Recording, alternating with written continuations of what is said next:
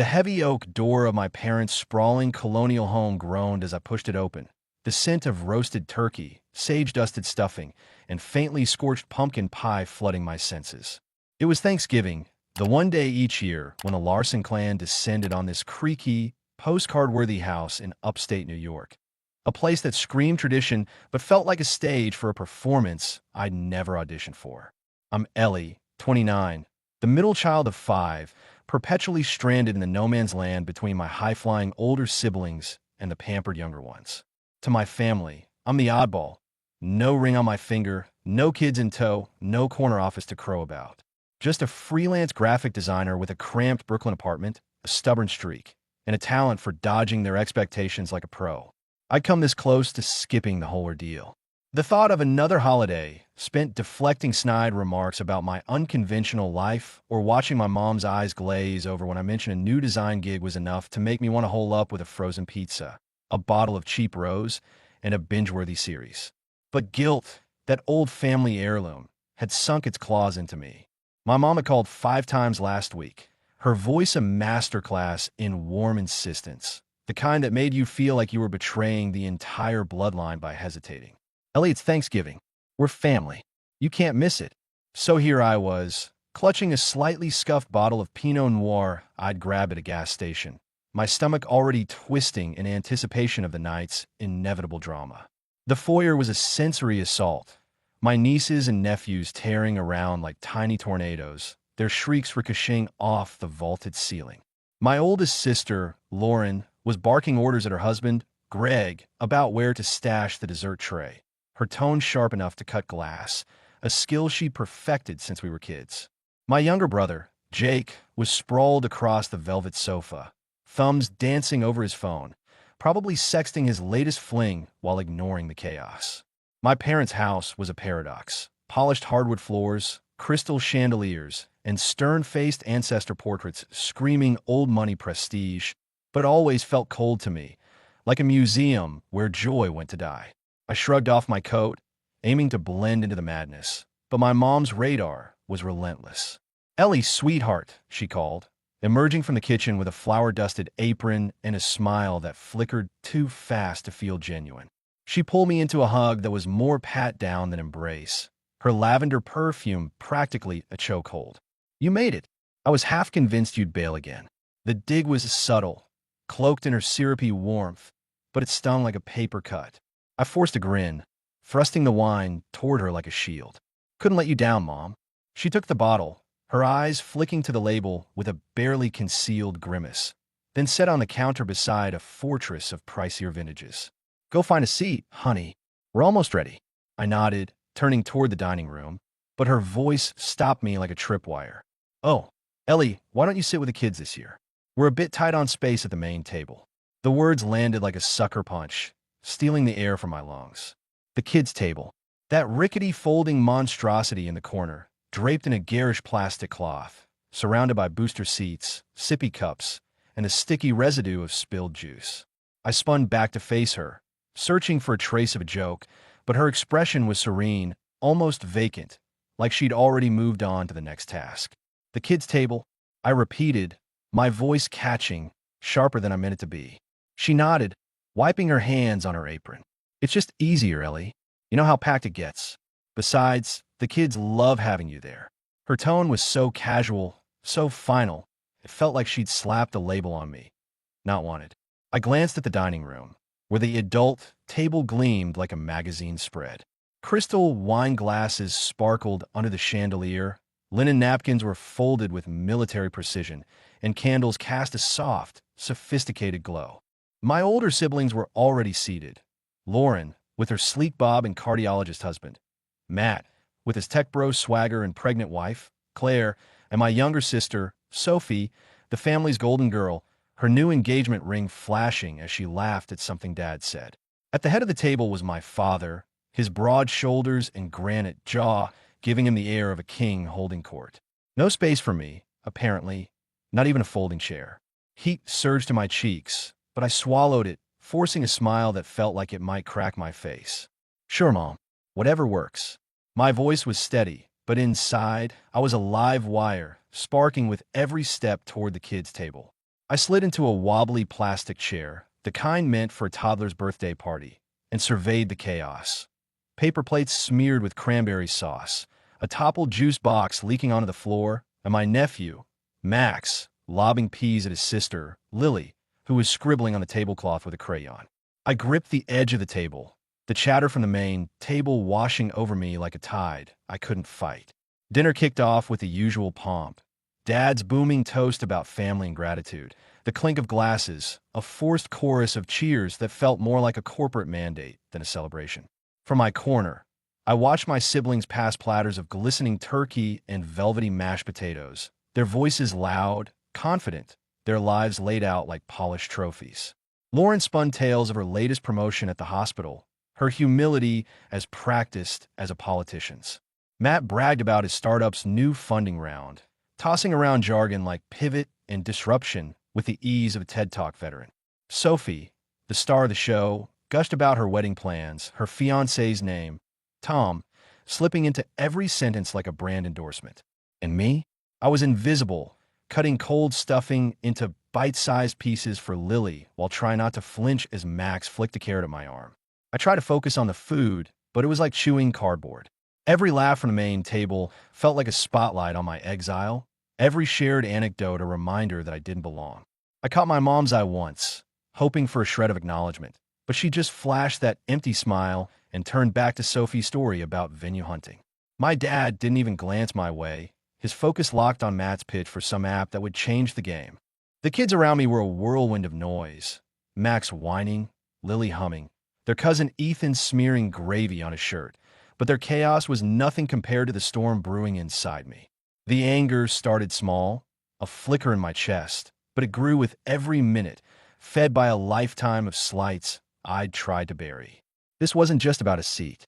It was about every Christmas when I was patted on the head like a pet, every birthday when my freelance gigs were brushed off as cute, every family gathering where I was expected to grin and bear it. I'd built a life I was damn proud of, late nights sketching branding for startups, solo trips to cities like Lisbon and Reykjavik, a tight crew of friends who saw me for me. But to them, it was worthless unless it came with a husband, a kid, or a paycheck they could quantify. By the time dessert hit the table, pumpkin pie with a perfect dollop of whipped cream, I couldn't breathe through the rage. The flicker had become a wildfire, scorching everything in its path. I shoved my chair back, the screech of metal onward slicing through the chatter. Heads turned, Lauren's eyebrows arched, Jake glanced up from his phone, Sophie's smile faltered, but I didn't care. I grabbed my coat from the hook by the door, my movements sharp, deliberate like I was carving my exit into the air. My mom's voice followed, tinged with confusion. "Ellie, where are you going?" I didn't answer. The words were there clawing at my throat, but if I let them out, I'd lose it completely, screaming, crying, maybe both.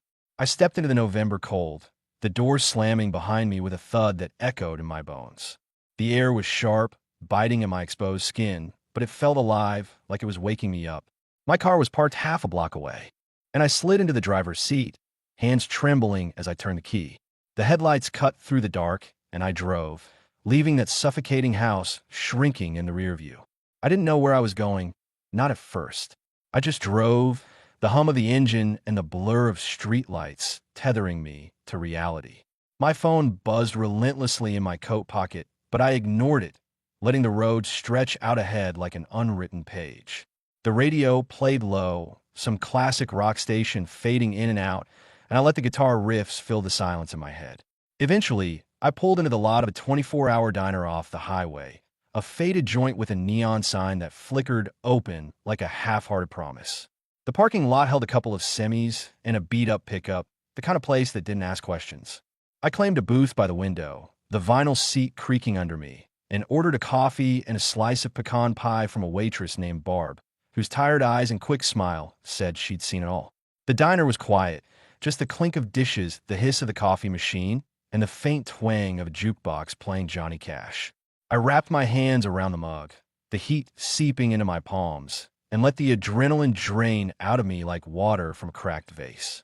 For the first time all night, I could think without the weight of their expectations crushing me.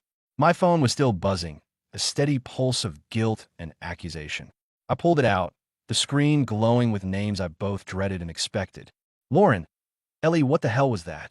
You can't just storm out. Matt, this is so dramatic. Call Mom. She's freaking out. Sophie, Ellie, please come back. We're worried about you. My dad, you're acting like a child. Get back here and explain yourself. Each message was a jab, but it was my mom's that cut deepest. Ellie, I don't understand why you're doing this. You're ruining Thanksgiving for everyone. This isn't like you. Come home. I stared at those words, my grip tightening on the phone until my knuckles whitened. Ruining Thanksgiving? Me? After they'd banished me to a corner, treated me like a prop in their perfect family tableau? The audacity of it made my blood boil, a hot, pulsing anger that threatened to spill over. I wanted to fire back, to unload every grievance I'd bottled up for years, but I didn't. Not yet. I set the phone face down and took a bite of pie, the sticky sweetness grounding me, even if it couldn't fill the hollow ache in my chest. I stayed in that booth for hours, sketching aimlessly on a stack of napkins, swirls, jagged lines, half-formed logos that meant nothing but kept my hand from shaking. Barb refilled my coffee without a word, her presence a quiet comfort in the sterile glow of the diner. My family's messages kept coming, each one a variation on the same script. I was overreacting, I was selfish, I was the problem. But the longer I sat there, the clearer it became. They weren't sorry. They were pissed I'd dare to shatter their holiday mirage. They wanted me back in my place, smiling, silent, compliant. But I wasn't that Ellie anymore. Outside, the sky was shifting, a faint gray bleeding into the black. I paid my bill, left Barb a tip that made her raise an eyebrow, and drove back to Brooklyn, the city waking up in fits and starts. Delivery trucks rumbled, joggers dodged puddles, and the first commuters shuffled toward the subway. My phone was still buzzing, but I didn't check it. I didn't need their voices crowding my head. Not now, maybe not ever. My apartment was a haven, small and chaotic, but undeniably mine. Sketchbooks teetered on the coffee table, paint tubes littered the floor, and a half-finished mural sprawled across one wall, a riot of blues and golds I'd been tinkering with for months. Fairy lights, strung above the couch, cast a warm glow, softening the edges of the clutter. I kicked off my boots, collapsed onto the lumpy sofa, and stared at the ceiling, the night replaying like a film stuck on loop. The kids' table. My mom's breezy dismissal. The way no one had chased me to the door. It hurt, a deep, bruising ache, but it also sparked something fierce, the resolve I hadn't known I had. My phone was a war zone of notifications. I skimmed them, each one tightening the knot in my gut. Lauren had sent a novel-length text about how I'd embarrassed the family, her words dripping with that older sister's superiority. Matt accused me of blowing things out of proportion, as if he'd ever stopped to listen. Sophie's messages were softer, almost frantic. Ellie, I'm so sorry you're hurting. Can we talk? Please? My dad's were short, commanding. This is nonsense. Call me now. And my mom, her texts were a masterclass in manipulation, swinging from anger to pleading. Ellie, we're your family. You can't just shut us out. I don't know what we did to make you feel this way, but we can fix it. Come home. I laughed, a bitter, hollow sound that echoed in the quiet room. Fix it?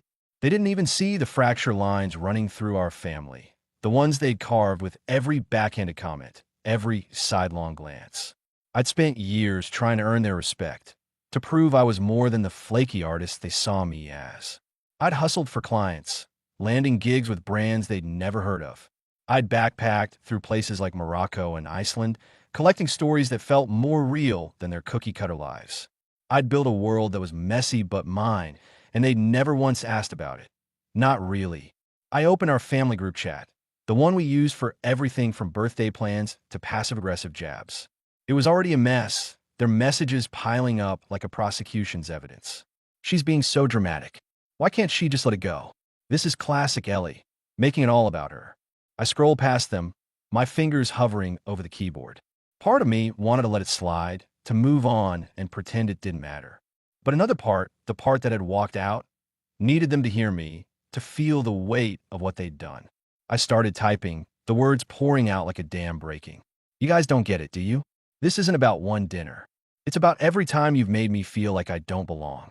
Like my life is a failure because I didn't follow your script, marriage, kids, some soulless career you can brag about. I'm happy. I've built something real, something that's mine and you've never cared enough to notice. Last night was just me finally saying I'm done pretending it's okay to be your afterthought. I hit send, my heart hammering like I just run a sprint. The chat went silent for a moment, a rare hiccup in the Larson family machine. Then the replies crashed in. Lauren, Ellie, you're twisting everything. This is so unfair. Matt, if you felt like this, why didn't you speak up sooner? My dad, enough with the theatrics. You're embarrassing yourself. My mom, we love you, Ellie, but you're making this so hard on us. Please, let's talk. Hard on them. I shook my head, a wry smile tugging at my lips. They still didn't see it, still thought I was the one who needed fixing. I opened my photo app, scrolling until I found one from a few Thanksgivings ago. We were posed in front of the fireplace, all four smiles and coordinated sweaters. My siblings looked like they'd stepped out of a J.Crew ad, their lives neatly aligned with my parents' dreams. And me? I was shoved to the side, my smile strained, my presence a footnote. I posted it to the chat with a caption, "This is what it's always been like. Maybe take a good look for once." Then I turned off my phone. The silence was like a deep inhale, filling my lungs with something clean and new. I didn't know how they'd react, and for the first time, I didn't care. I lay my truth bare. The rest was on them. The next few days were a strange dance of freedom and doubt. I threw myself into work, sketching branding for a new eco-friendly startup, the scratch of my pencil a balm for the jagged edges of my thoughts. My apartment became a bunker. Music blaring, coffee brewing, the outside world held at bay. I painted late into the night, splashing colors onto that half-finished mural, each stroke a small rebellion. But the questions lingered, circling like vultures. Do I want to cut them off for good? Could we ever fix this? I didn't know, and I let myself sit with that uncertainty, letting it settle instead of rushing to fill the void. When I finally turned my phone back on, the notifications hit like a tsunami. Missed calls, voicemails, texts, most from my family, but a few from friends who'd heard about my dramatic exit. I texted my best friend, Mia, first. Went full renegade at Thanksgiving. "I'm okay, just figuring shit out." She shot back. "Hell yeah, you did. Proud of you. Drinks this weekend?" Mia was my rock, the one who'd seen how my family's expectations had worn me down, who'd listened to my late-night rants without judgment. Her support was a lifeline, no strings attached. The family messages were a tougher pill. Lauren had doubled down, her text a lecture on how I disrespected everyone. Matt's apology was half-assed, more about covering his bases than owning up. Sophie stood out, raw and pleading. "Ellie, I hate this. I didn't realize how bad it was for you. Can we talk? Just you and me?" My dad's were all demands, as if he could command me back into line. "This has gone on long enough. Call me." And my mom. Her messages were a roller coaster, veering from anger to guilt. "Ellie, we're your family. You can't just walk away. I don't know what we did, but we want you back. Please." I lingered on Sophie's text, my thumb tracing the screen. We'd been thick as thieves as kids, sneaking ice cream, building forts, giggling over dumb inside jokes. But as adults, she'd become the family's darling, and I'd faded into the shadows. I wanted to believe her, to think she saw me now, but trust was a brittle thing, and mine was fractured. Still, her words felt like a thread I wasn't ready to snip. I went for a walk, needing air to clear the fog in my head.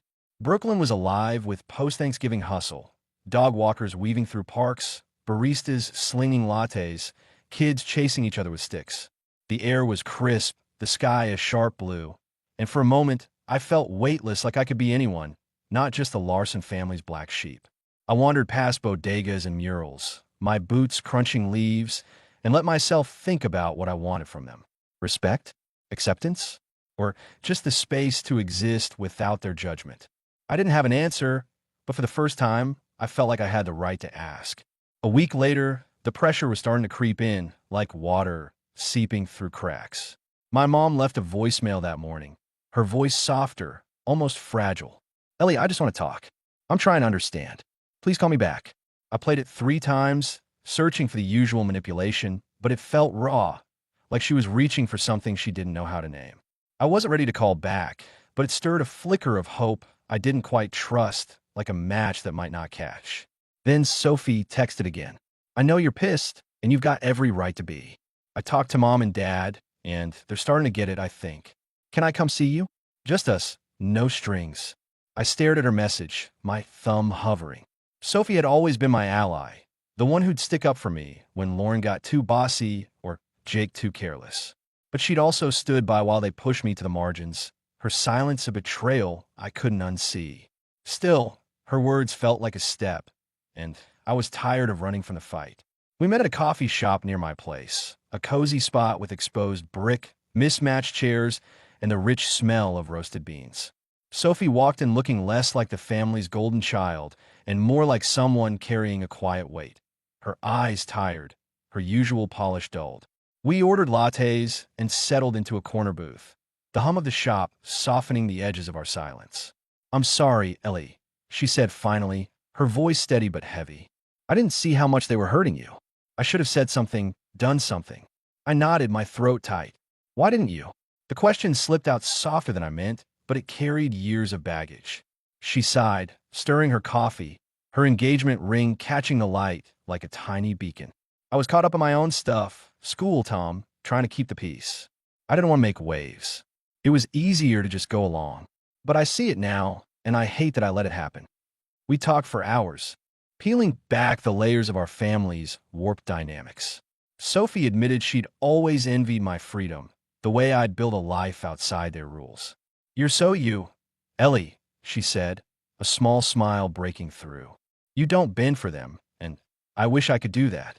Her words flipped the narrative I'd carried for years. I'd seen her as untouchable, the perfect daughter, but maybe she was caged too, just in a shinier cell. When we parted, our hug felt real, not like the stiff embraces at family dinners. I didn't forgive her fully. Trust was a slow build, but I believe she meant to try. It wasn't a tidy resolution, but it was a crack in the wall, a sliver of light where there'd only been shadow. The call from my mom came a few days later, catching me mid-sketch on my cluttered desk, music humming low. Her name on the screen sent my stomach into a knot, but I was done dodging. I answered, my voice calm but firm. "Hey, Mom." "Ellie," she said, and I could hear the tremor, like she was holding something fragile. "I'm so sorry. I didn't realize how much we hurt you. Can we talk? Really talk?" I let her words hang, testing them for the usual guilt trip undertow. "I don't know, Mom," I said. "It's not just about apologies. It's about seeing me, really seeing me." She was quiet, and I could almost hear her grappling, searching for a way forward. "I want to, Ellie. I want to understand. Please, give me a chance." We talked for a long time, longer than we had in years.